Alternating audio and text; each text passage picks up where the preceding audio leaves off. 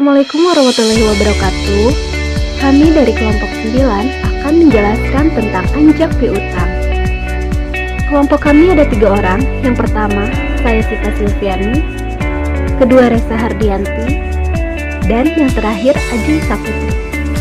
Nah, sekarang saya akan menjelaskan yang pertama, definisi anjak piutang.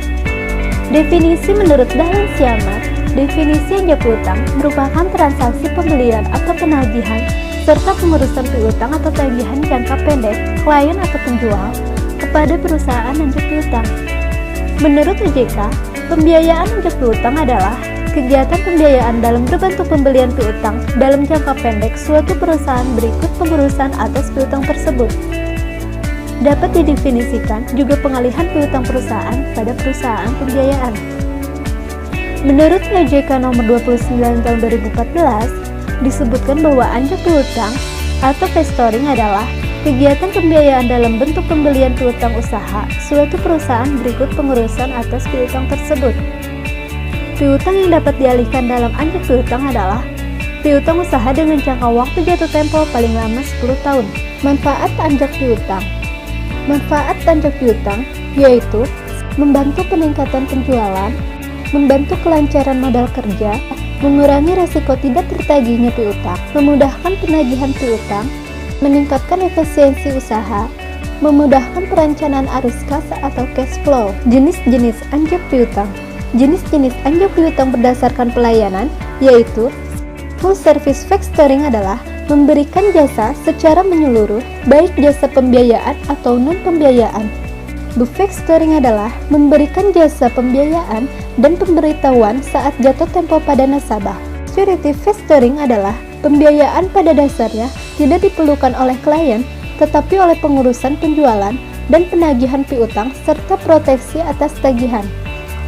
Finance factoring adalah hanya menyediakan fasilitas pembiayaan saja tanpa ikut menanggung resiko atas piutang tak tertagih. Berdasarkan penangguhan resiko, yaitu with resource factoring adalah berkaitan dengan risiko debitur yang tak mampu memenuhi kewajibannya. Without resource factoring adalah perusahaan anjak piutang menanggung resiko atas tidak tertagihnya piutang yang telah dialihkan ke klien. Berdasarkan perjanjian, yaitu disclose factoring adalah pengalihan piutang kepada perusahaan anjak piutang dengan sepengetahuan pihak debitur atau customer. Anjak piutang syariah. Anjak piutang atau factoring dapat didefinisikan sebagai transaksi pembelian dan atau penagihan serta pengurusan piutang atau tagihan jangka pendek klien atau penjual kepada perusahaan anjak piutang. Kemudian akan ditagih oleh perusahaan anjak piutang kepada pembeli karena adanya pembayaran kepada klien oleh perusahaan anjak piutang. Landasan hukum akad ini adalah Fatwa DSN MUI nomor tentang wakalah dan DSN MUI tentang anjak piutang syariah.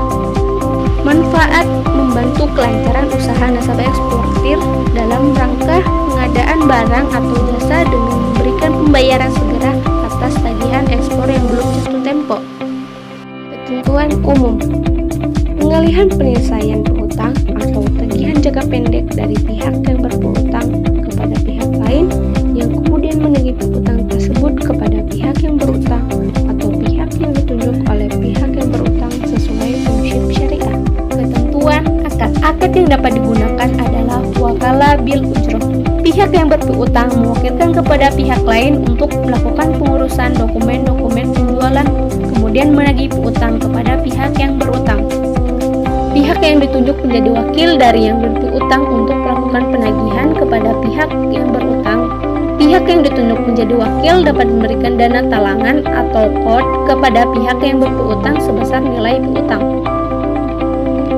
Pihak yang ditunjuk menjadi wakil dapat memperoleh ujroh atau fee.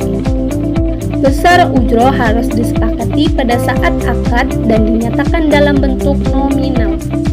Pembayaran ujroh dapat diambil dari dana talangan atau sesuai kesepakatan dalam akad.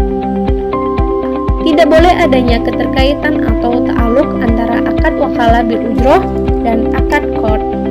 Mekanisme dalam anjak piutang syariah.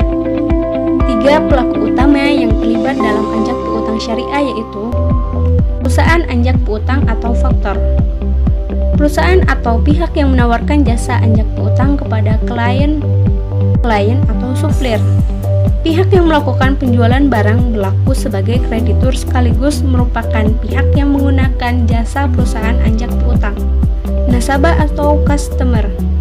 Pihak yang mengadakan pembelian barang dari klien atau supplier yang sekaligus memiliki tanggungan utang sebagai debitur.